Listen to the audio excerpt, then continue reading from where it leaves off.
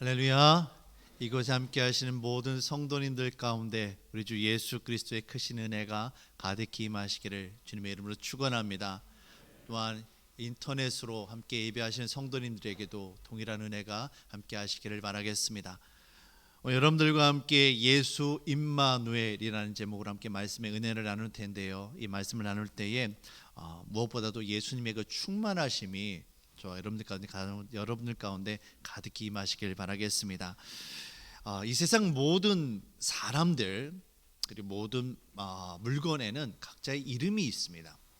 그 이름을 부를 때 그 대상에 대한 어떤 특별한 의미가 부여가 되어지는 겁니다. 한송이 꽃이라는 그 시도 있지 않습니까? 그냥 이름을 부르기 전에는 그냥 의미 없는 꽃이었는데 거기에 이름을 부여하게 되어지니까 특별한 꽃이 되었다라는 거죠. 우리는 이름을 통해서 그 대상을 이해를 할 수가 있습니다. 성경은 하나님과 우리 인간들의 사이에 관련된 이야기로 가득 차 있습니다.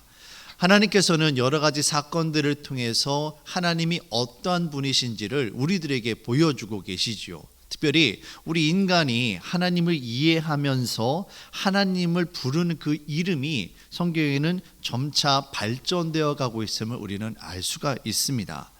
물론 하나님은 변하시지 않고 그대로 계시지만 우리가 하나님을 경험하고 하나님을 알아가는 그 지각의 폭이 더 넓어지는 거죠. 그래서 성경에 나타나 있는 이 하나님의 이름은 하나님 당신의 자기 선포이며 동시에 우리 인간이 하나님을 향한 주님을 향한 신앙 고백이 바로 이 하나님을 부르는 그 이름에 담겨 있는 것입니다. 예를 들어 모세가 하나님의 부르심을 받아서 이스라엘 백성들을 출애굽하고 그들을 이제 이끌어야 될 사명을 부여받게 됩니다. 그런데 모세가 이스라엘 백성들을 향해서 나아갈 때 하나님, 저들에게 나를 보내신 이가 누구라고 이야기를 할까요? 당신들을 이 애굽 땅에서 구원해내서 가나안 땅으로 이끌 그분을 내가 뭐라고 설명을 할까요? 하나님의 이름을 뭐라고 할까요? 라고 물어보았을 때 하나님께서 모세에게 나는 여호와다라는 이름을 주십니다. 이 여호와라는 이름의 뜻이 뭐냐면 나는 스스로 있는 자라는 이야기예요. 하나님께서 이 이스라엘 백성들과 모세에게 있어서 당신을 어떻게 표현을 하셔야 되는데 표현을 할 수 있는 비교 대상이 없는 거예요. 나는 어떤 존재다, 뭐와 닮은 사람이 존재다 이렇게 대상이 있어야 되는데 그럴 존재가 아무것도 없는 겁니다. 그래서 하나님께서 나는 스스로 있는 자다, 나는 나 자신이다, I am who I am으로 표현하신 이름이 바로 여호와라는 이름이에요. 그 말은 뭐냐면 나는 처음부터 끝까지 함께 있는 사람이고 함께 있는 존재이고 나는 너희들을 창조하신 여호와다, 너희들로 하여금 있게 한 자가 바로 나다, 너희들을 내가 이끌어낼 것이다. 그와 같은 이름의 고백이, 그 신앙의 고백이 바로 여호와라는 이름에 담겨 있는 겁니다. 그 이외에도 성경엔 많은 이름들이 있죠. 여러분 어떤 이름이 있습니까? 엘로힘이라는 이름이 있습니다. 강하신 하나님이라는 뜻이죠. 아도나이, 여호와는 나의 목자 주님이십니다라는 뜻이 여기 담겨 있어요. 또 여호와 이레, 어떤 하나님이십니까? 준비하시는 하나님. 여호와 라파의 하나님, 치료하시는 하나님. 여호와 로이 하나님, 목자 되시는 하나님. 여호와 니시, 여호와 나의 깃발, 승리하시는 하나님.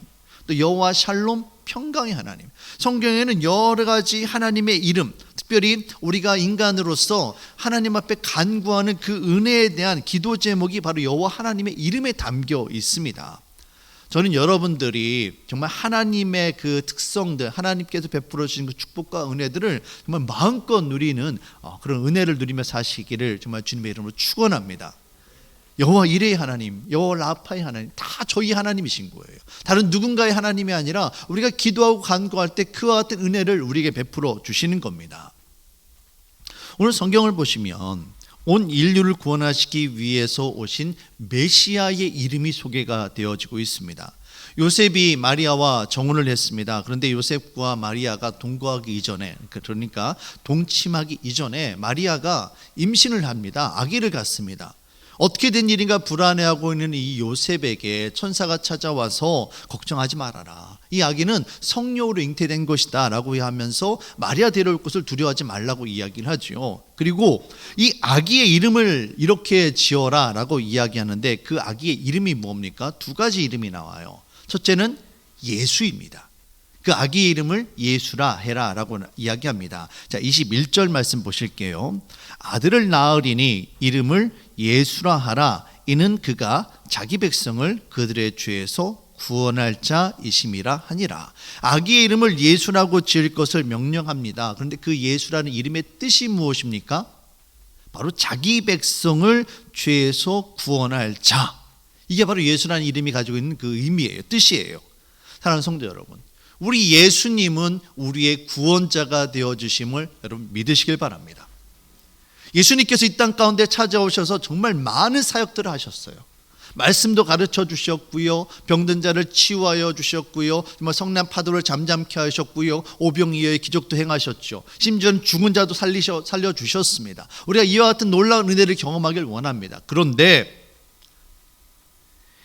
예수님께서 이 모든 것들을 감당해 주셨는데 그 중에서 다른 건 다 빼먹는다 할지라도, 다른 것은 정말 모든 주님께서 해주신 사역들이 정말 감사하지만 그 중에서도 결코 없어서는 안 되는 가장 중요한 사역이 무엇이냐?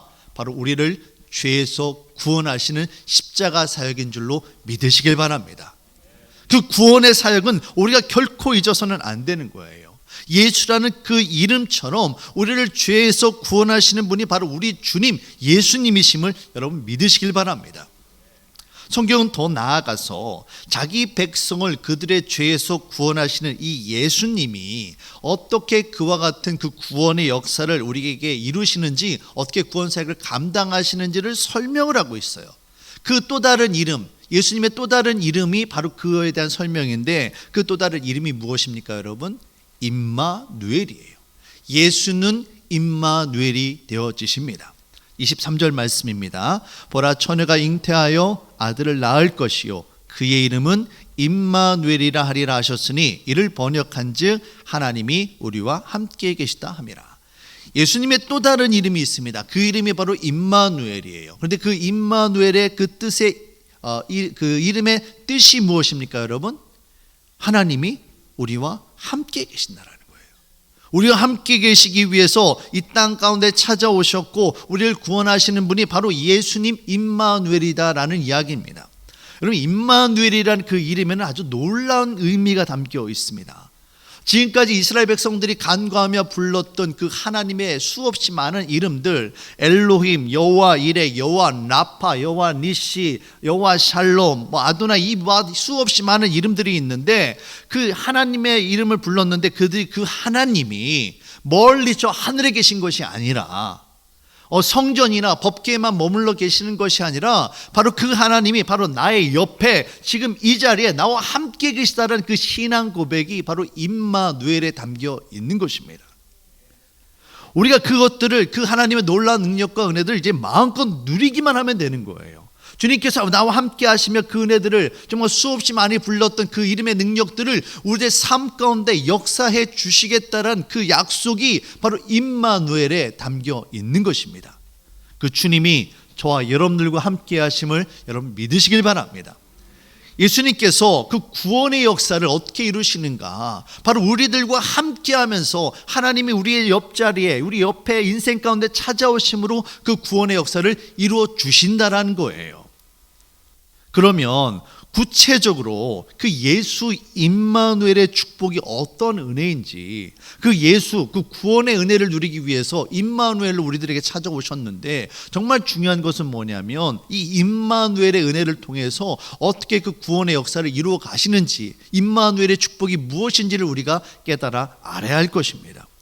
여러분들과 함께 크게 두 가지를 살펴볼 텐데요. 첫 번째는 무엇보다도 임마누엘의 그 주님이 우리의 아버지가 되어주신다라는 거예요. 우리 하늘 아버지가 되어주셔서 우리를 보호하여 주시고 우리의 지켜주시는 하늘 아버지가 되어주심을 여러분 믿으시길 바랍니다. 하나님이 언제나 우리와 함께 하심을 믿으며 고백하게 되어지면 우리가 이 땅 가운데 두려움 없이 정말 이 땅 가운데 당당하게 승리하며 살아갈 수 있게 되어지는 것입니다. 모세의 뒤를 이어서 이스라엘 백성들을 이끌게 되어진 여호수아, 너무나도 두려운 거예요. 너무나도 무섭습니다. 왜냐하면 그 자신이 감당해야 될 이 가나안 땅을 점령해야 되는 것이 너무나도 큰 사명인데, 자신이 지금까지 의지하고 믿고 따라왔던 모세는 이제 없어지고 여호수아가 그 일을 혼자 감당해야 되는 거예요. 스스로 감당할 수 있는 자신이 없었습니다. 너무 두렵습니다. 그러자 그 두려워 떨고 있는 여호수아에게 하나님께서 찾아오셔서 하신 말씀이 있었습니다. 내가 모세와 함께 했던 것처럼 내가 너와 함께 할 것이다. 그러니 강하고 담대해라. 주님께서 약속의 말씀을 주시는 겁니다. 여호수아서 1장 5절 6절 말씀이에요. 내 평생에 너를 능히 대적할 자가 없으니 내가 모세와 함께 있었던 것 같이 뭐라고 말씀하십니까? 너와 함께 있을 것임이니라. 내가 너를 떠나지 아니하며 버리지 아니하리니 강하고 담대하라. 너는 내가 그들의 조상에게 명령하여 그들에게 주리한 땅을 이 백성에게 차지하게 하리라. 하나님께서 함께 하리라 약속의 말씀을 주셨어요. 근데 한 번만 하고 마시는 것이 아니라 여호수아가 그럼에도 불구하고 두려워 떨자 다시 한번 재차 말씀을 하십니다. 9절 말씀이에요. 내가 내게 명령한 것이 아니냐. 강하고 담대하라. 두려워하지 말며 놀라지 말라. 내가 어디로 가든지 내 하나님 여호와가 뭐라고 말씀하십니까? 너와 함께 하느니라 하시니라. 사랑하는 성도 여러분, 이 땅 가운데 우리가 살아가면서 하나님이 우리와 함께 하심을 믿는다라는 것이 얼마나 큰 은혜인지 모릅니다. 우리의 보호자가 되어주시는 임마누엘의 주님께서는 내가 너와 함께하리라 라고 말씀하셨을 뿐만 아니라 내가 너를 지명하여 불렀나니 너는 내 것이다 라고 말씀하십니다. 이 세상 가운데 내가 너를 특별히 구별하여 불렀고 내가 너와 함께할 것이다 라고 말씀하십니다. 불 가운데 지날지라도 물 가운데 지날지라도 내가 너와 함께하리라 약속해 주시는 겁니다. 이사야서 43장 1절에서 3절 말씀입니다. 야곱아, 너를 창조하신 여호와께서 지금 말씀하시니라. 이스라엘아, 너를 지으신 이가 말씀하시느니라. 너는 두려워하지 말라. 내가 너를 구속하였고 내가 너를 지명하여 불렀나니 너는 내 것이라. 내가 물 가운데로 지날 때에 내가 너와 함께 할 것이라. 강을 건널 때에 물이 너를 침몰하지 못할 것이며 내가 불 가운데에 지날 때에 타지도 아니할 것이요 불꽃이 너를 사르지도 못하리니 대저 나는 여호와 내 하나님이요 이스라엘의 거룩한 이요 내 구원자임이라. 아멘. 하나님이 함께 하심을 믿을 때 이 땅 가운데 근심, 걱정, 염려로부터 자유하며 우리가 당당하게 승리하며 살아갈 수 있게 되어짐을 여러분 믿으시길 바랍니다. 하나님이 함께 하심을 경험한다는 것이 얼마나 큰 은혜인지 모릅니다. 우리 한국 사회가요, 이 몇 년 동안에 이 코로나를 겪으면서 참 많은 어려움들이 있었습니다. 지금도 그 어려움들은 계속되어지고 있죠. 여러 가지 경제적인 어려움들도 있겠지만 저는 그 중에서 가장 큰 어려움이 이 외로움의 문제라고 생각이 되어집니다. 어떤 어려움이 있다 할지라도 힘을 합치면 함께 이겨낼 수 있는데 이 외로움, 나 혼자밖에 없다는 이 외로움이 얼마나 그 우리들의 마음을 갉아먹고 참 힘들게 하는지 모릅니다. 우리가 그 코로나가 정말 극심할 때는 정말 사회적인 거리두기로 인해서 함께 모이는 것을 정말 함께 모여 예배하는 것도 어려웠고요. 함께 누군가와 밥을 먹고 차 한잔 나누고 얼굴 보고 이야기한다는 것이 참 힘들었던 시간들이 있었습니다. 그래서 우리는 어쩔 수 없이 이 코로나를 혼자 힘으로 외롭게 견뎌내야만 했었죠. 특별히 여러분들 가운데 경험이 있으신 분도 계시겠지만 코로나에 한번 걸려보면 이게 참 몸도 힘들고 아픈데 참 이 마음이 힘들어요. 저희 가족도 지난 봄에 거의 벌써 이제 한 10개월이 됐네요. 지난 3월 달에 저희 온 가족이 코로나에 한번 걸린 적이 있었습니다.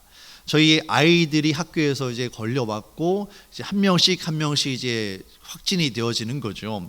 그때 당시에는 함께 가족들도 이제 격리를 해야 됐던 상황이라 저희 가족이 거의 아마 2주 정도 거의 집에서 다 격리된 상태로 지내야만 했습니다. 사람들마다 좀 차이는 있었는데 저 같은 경우는 좀 많이 아팠어요.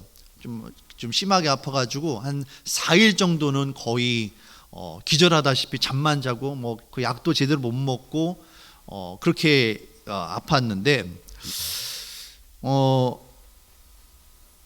이게 참 감사한 것이 저희가 교회도 못 가고 밖에도 못 나가고 이러니까 성도님들이 걱정이 되어 주셔가지고 저희들에게 격려의 인사와 전화와 문자들을 보내주시는 거예요. 제가 아파서 거의 잠들었다가 얼른 깨보면 카톡이 이만큼 와 있어요. 그걸 하나씩 보면서 저희들을 위해 기도해 주시는 그 성도님들의 마음들, 목사님 아프시죠? 힘내세요. 저희가 기도하고 있어요. 이런 이 위로의 말들이 얼마나 그 힘든 시간에 도움이 됐고 정말 은혜가 됐는지 모릅니다. 특별히 저희가 2주 정도 동안에 밖에 못 나가니까 매달 배달 음식으로만 먹어야 되는 거예요. 장을 못 보니까 식재료들 떨어져 가고 이러니까 성도님들이 카톡으로 배달 음식을 보내주기도 하시고 심지어는 음식을 하셔가지고 냄비채 집 앞에다 놓아두시고 초인종 눌러놓고 목사님 이거 먹고 힘내세요 이렇게 하시는 분들이 있는데 지금에서야 말씀드리지만 그 은혜가요 정말 말할 수가 없었습니다. 저뿐만 아니라 그런 경험들을 해보신 분들이 정말 많으실 거예요.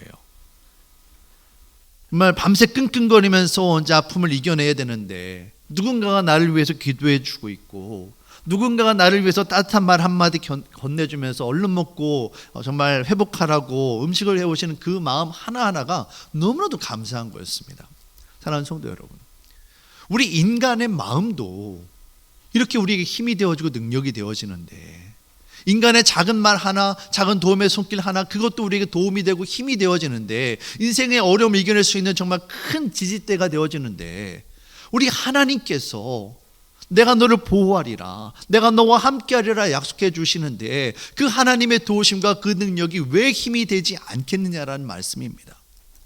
우리들 인생 가운데 우리를 지키시고 보호하시는 그 임마누엘의 주님이 저와 여러분들과 함께 하심을 여러분 믿으시길 바랍니다. 우리 인생 가운데 주께서 함께 하시느냐 아니면 나 혼자 이 길을 외롭게 걸어가느냐는 전혀 다른 차원의 이야기가 되어지는 거예요. 주님이 우리와 함께 하실 때에 우리의 모든 날들, 하루하루의 날들이 비록 어려움이 다가온다 할지라도 주님과 함께 한다라면 정말 주님의 능력을 경험하는 은혜의 시간이 되어질 줄로 믿으시길 바랍니다. 주님이 함께 하심으로 말미암아 이 놀라운 일들을 하루하루 감당해 나아가는 저와 여러분들 되어주시기를 주님의 이름으로 축원합니다. 두 번째로 임마누엘의 축복 가운데 특별한 것이 무엇이냐면 우리와 함께 하시는 그 주님께서 보호하고 지켜주실 뿐만 아니라 우리의 필요를 공급해 주신다라는 거예요. 우리의 필요를 채워주시는 분이 바로 우리 하나님이 되어주십니다. 부모는 자녀에게 필요한 것들을 공급해 줄 책임이 있습니다. 그런데 책임을 넘어서 사실 부모에게 있어서는 이것이 기쁨이고 감사함이에요. 나의 사랑하는 자녀들이 내가 입히고 내가 먹이고 내가 키우는 것을 통해서 아이들이 자라나고 아이들의 삶이 변화되는 것을 보는 것이 부모에게선 큰 기쁨이죠. 그런데 이 부모님의 사랑은 내리사랑이라고 정말 끝이 없습니다. 그런데 중요한 건 뭐냐면 부모 입장에서 우리 자녀에게 있어서 좋은 것을 하고 싶은데 때로는 이 좋은 것이 무엇인지 모를 때가 있다는 거예요. 그냥 먹는 거 입히는 거면 그냥 괜찮습니다. 근데 저도 자녀들을 키우면서 걱정이 되는 게 아이들 교육을 시킬 때 어떻게 교육을 해야 되는지, 우리 아이들이 장래를 이끌어갈 때 무엇이 정말 선한 길인지 모르겠는 거예요. 근데 우리 아버지 하나님은 어떠십니까? 우리 인생에 있어서 가장 좋은 것이 무엇인지 어느 누구보다도 잘 아시는 분이 바로 우리 하나님이세요. 우리 인생에 있어서 가장 필요한 것이 무엇인지를 우리의 머리끝부터 발끝까지 가장 잘 아시는 분이 바로 누구세요? 우리 하나님이시잖아요. 그 하나님이 우리에게 있어서 필요한 것뿐만이 아니라 가장 좋은 것으로 채워주시는 분이 바로 우리 하나님이시라는 겁니다. 마태복음 7장 11절 말씀입니다. 너희가 악한 자라도 좋은 것으로 자식에게 줄 줄 알거든 하물며 하늘에 계신 너희 아버지께서 구하는 자에게 무엇으로요? 좋은 것으로 주시지 않겠느냐. 너에게 구하는 것이 있느냐, 찾는 것이 있느냐, 열리지 않아서 답답함이 있느냐, 구하라, 구할 것이요, 찾으라, 찾을 것이요, 두드리면 열릴 것이다. 그런데 어떤 것을 주신다고 말씀하십니까? 좋은 것으로 주시겠다고 약속해 주시는 거예요. 사랑하는 성도 여러분, 이와 같은 하나님의 은혜를 날마다 누리며 살아가는 저와 여러분들이 되어주시길 바랍니다. 인간의 부모는요, 좋은 것이 뭔지 몰라요. 그리고 인간의 부모는요, 능력의 한계가 있어요. 제가 저의 자녀들을 위해서 무엇을 정말 주고 싶어도 제가 줄 수 있는 게 있고요, 못 주는 게 있어요. 또 하나, 인간의 부모는요, 결국에는 시간의 한계에 있어요. 언제까지나 자녀들을 보호하고 지켜줄 수가 없는 거거든요. 우리 권사님 보시면, 나이 드신 권사님이 우리 나이 지극한 우리 장로님을 보고서도 길 조심해라, 밥을 잘 챙겨 먹어라, 어머니로서 걱정하시잖아요. 그런데 그게 때가 있다라는 거예요. 그런데 우리 아버지 하나님은 어떠십니까? 하늘 아버지는 어떠세요? 영원토록 우리와 함께 하시는 겁니다. 우리의 머리끝에부터 발끝까지 다 아시고, 가장 좋은 곳으로 채워주시고, 능력의 한계가 없으시고 시간의 한계가 없으신 바로 그 주님께서 우리와 함께 하시며 우리 모든 필요를 채워주시는 겁니다. 하나님의 은혜로 말미암아, 하나님께서 공급해 주신 그 은혜로 말미암아 하루하루 만족함 가운데 살아가는 저와 여러분들이 되어주시기를 주님의 이름으로 축원합니다. 여러분의 삶 가운데도 물론 하나님의 그 공급하여 주심의 은혜를 경험하신 분들이 많으실 거예요. 저의 이야기를 잠깐 좀 하겠습니다. 제가 미국에서 유학생활을 6년 동안 하는 동안에 정말 하나님의 은혜가 정말 놀라웠어요. 그때마다 하나님께서 공급해 주시는 은혜가 있었는데 참 많은 간증거리가 있죠. 그 중에 하나를 여러분께 좀 말씀드리려고 하는데, 제가 박사학위 논문을 쓸 때 이야기입니다.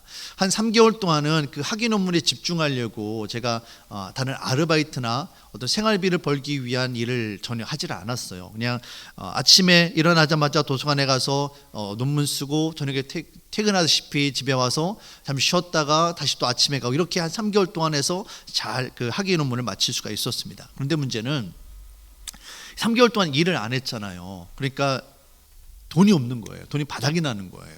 집세도 밀려가지고요, 몇 달 동안은 이제 집세가 연체가 되어지고 독촉장도 오고 수중에 돈이 진짜 문자 그대로 완전히 똑 떨어졌어요. 그때 은행의 잔고가 1불 87센트였습니다. 그리고 그 당시에 제 후주머니 한 몇 불, 한 10불 정도 미만 이 정도 있었을 거예요. 정말 부끄럽지만 그게 제 전 재산이었어요. 아무것도 없었어요. 그게 전부였어요. 그런데 뜻하지 않게 갑자기 큰 돈이 좀 필요하게 된 상황이 벌어졌습니다. 자녀들을 유학을 보내보신 분은 아시겠지만, 자녀들에게 있어서, 미국에서 학생들에게 있어서 이 신분 문제라는 게 정말 중요합니다. 특별히 그 중에 I-20라는 그 신분에 관련된 서류가 있는데, 제가 박사 학위 과정이 끝나면서 이제 5년 그 I-20 기간이 있었는데 이게 만료가 된 거예요. 그러면서 새로운 신분으로 이제 저희 일을 할 수 있도록 이제 신분 변경을 해야 되는데, 그 OPT라고 합니다. OPT로 이제 변경을 해야 되는데, 제가 참 그때는 온 생각이 그 논문에가 있었던 때라서 이걸 너무 쉽게 생각했던 거죠. 그냥 단순하게 시간이 되어졌고 신청하면 자동으로 되는 줄 알았는데 그게 아니었던 거죠. 이 업무는 학교 업무가 아니라 이민국 관리 업무였던 거예요. 이민국에 따로 신청을 해야 됐던 겁니다. 그런데 거기에 들어가는 돈이 500불이 필요한 거예요. 신청비가 500불이 필요한 겁니다. 미국에서는 신분 문제가 참 중요합니다. 신분을 제때 변경하지 않으면 불법 체류자가 되어지고요, 이게 이민국에 적발이 되어지면 최악의 경우에는 추방을 당할 수도 있는 아주 중요한 문제예요. 그래서 신분 변경은 적절할 때 제때 해야 되는 겁니다. 그런데 신분 변경은 해야 되겠고 당장에 돈은 없는 겁니다. 참 그때 지금 생각해도 단순했던 게, 그때는 어떤 어려움이 있으면 주변에 도움을 청하거나 한국에 계신 부모님에게 전화를 해서 도움을 청하거나 이런 생각 자체가 없었어요. 그냥 나의 삶 가운데 어려움이 있으면 무조건 하나님 앞에 기도해야지. 이게 저의 삶의 단순한 패턴이었습니다. 하나님 앞에 정말 기도하는 겁니다. 하나님, 돈 좀 주세요. 정말 부모님한테 이야기하듯이 하나님 돈 좀 주세요. 500불이 필요해요. 500달러가 필요합니다. 당신의 종이 돈을 500불이 없어서 정말 수모당하는 일이 없도록 좀 도와주세요. 하나님 앞에 기도를 했습니다. 신청 마감 날이 다가오는데 돈이 준비가 안 되는 거예요. 당장에 500불이 어디 있습니까? 그런데 바로 그 전날에, 내일이면 이제 신청을 해야 되는 날이에요. 마감일이에요. 근데 그 전날에 한 손님이 저희 집에 찾아오셨어요. 한국에서 미국으로 사업을 오셨던 어느 자매님이었는데, 그 자매님이 미국에서 사업을 하는 동안에 제가 통역을 도와주고 좀 운전하는 걸 좀 도와주고 이렇게 도와준 일이 있었어요. 근데 이분이 이제 사업을 마치고 며칠 있으면 이제 한국으로 돌아가야 되는데, 한국에서 환전을 해서 가지고 온 돈이 쓰고 좀 얼마 남은 거예요. 근데 이게 남은 거를 다시 가져가자니 좀 애매하고, 또 돈을 바꾸자니 애매하고, 지금 이게 애매한 그런 게 있지 않습니까? 그래서 이거를 가지고 그분을 제가 좀 도와줘서 고맙다라고 인사를 하면서 봉투에다가 돈을 담아 오셨는데, 이 돈이 얼마였을까요, 여러분? 다 짐작을 하시죠? 정확하게 500불이 들어있는 거예요. 놀라운 거는 그 이야기를, 저희 가정이 돈이 필요하다는 이야기를 저는 한국에 있는 부모님에게도 이야기를 안 했고, 저희 주변에 있는 동료 누구에게도 이야기한 적이 없어요. 단지 제 아내하고 둘이서만 알고 이걸 기도하고 있었을 뿐이지 어느 누구에게도 얘기한 적이 없었던 이야기예요. 근데 그 딱 500불을, 정확하게 그 500달러를 하나님께서 필요한 바로 그 전날 밤에 뜻하지 않는 손님을 통해서 우리에게 보내주셨다는 거예요. 사랑하는 성도 여러분, 우리는 너무나도 쉽게 하나님 없이 살아갈 수 있다고 생각합니다. 하나님 없이 살아도 괜찮은 줄 압니다. 하지만 우리는 하나님의 보호하심과 공급하심 없이는 살아갈 수 없는 절대적으로 연약한 존재입니다. 이 땅 가운데 하나님께서 공급해 주시고 하나님께서 보호해 주시지 않는다면 우리의 삶 가운데 닥쳐오는 그 위험과 어려움들을 이겨낼 수 있는 방법이 우리에게는 없어요. 하나님께서 보호하고 지켜주시기 때문에 오늘 하루를 우리가 살아갈 수 있는 겁니다. 그런데 우리는 그 하나님의 은혜를 너무나도 쉽게 생각하고 너무나도 쉽게 잊어버리고 살아갑니다. 마치 공기가 우리의 삶 가운데 너무나도 중요한데 그럼에도 불구하고 그 존재를 잊어버리고 사는 것처럼 하나님의 보호하심은 우리 안에 차고 넘치는데 그 하나님의 존재를 우리는 너무나 쉽게 잊고 살고 있다는 것입니다. 사랑하는 성도 여러분, 임마누엘의 주님을 날마다 그 은혜 가운데 하나님을 의식하며 살아가는 저와 여러분들 되어주시기를 주님의 이름으로 축원합니다. 하나님은 우리의 보호자가 되어주시고 우리의 공급자가 되어주셔서 여러분의 삶 가운데에 놀라운 주님의 능력으로 이끌어 주십니다. 그 하나님을 의지함으로 하루하루 승리하는 저와 여러분들 되어주시기를 바랍니다.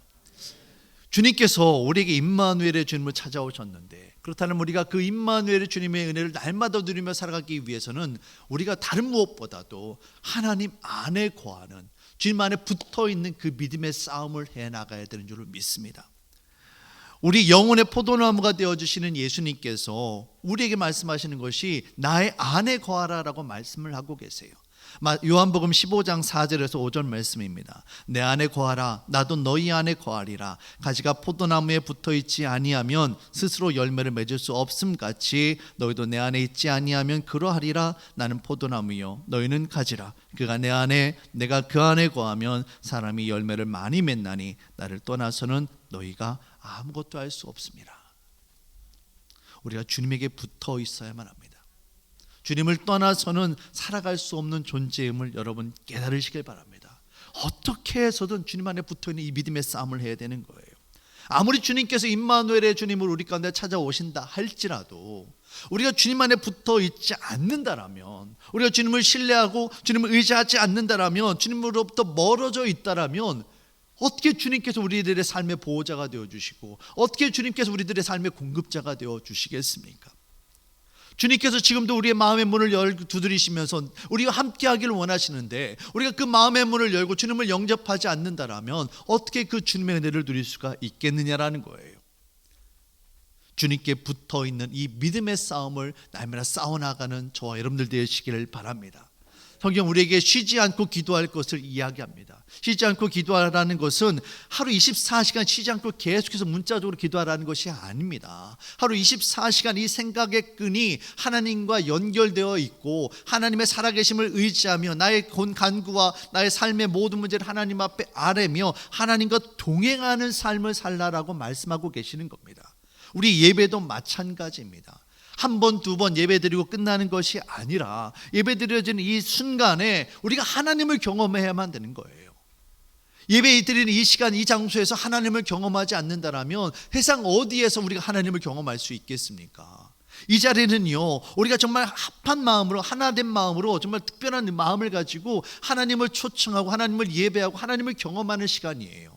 이 시간 가운데 하나님을 경험하지 못한다면 죄송합니다. 세상 가운데 바쁜 일정 가운데 사람들 많은 것 가운데 하나님을 경험한다 쉽지 않은 이야기예요. 목사인 저도 어려운 이야기예요. 우리 예배 가운데 정말 하나님의 은혜를 사모하며 예배를 통해서 하나님을 만나고 경험해야 될 이유가 바로 여기에 있는 것입니다. 사랑하는 성도 여러분, 예배의 시간은 예배의 은혜를 사모하시기를 주님의 이름으로 축원합니다. 예배를 통해서 우리와 함께 하시는 그 임마누엘의 주님을 날마다 경험하는 저와 여러분들이 되어주시길 바랍니다. 성탄절은 만왕의 왕이신 예수님께서 우리들에게 임마누엘의 주님으로 찾아오신 날입니다. 시간과 공간의 한계를 뛰어넘어서 우리를 죄와 사망과 이 근심과 염려와 걱정으로 가득한 이 세상으로부터 우리를 구원하시기 위해서 우리 임마누엘의 주님이 되어주시기 위해서 우리 가운데 찾아오신 날이 바로 이 성탄의 계절입니다.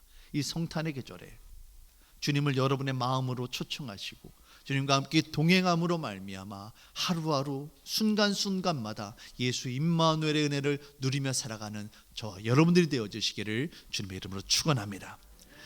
우리 시간을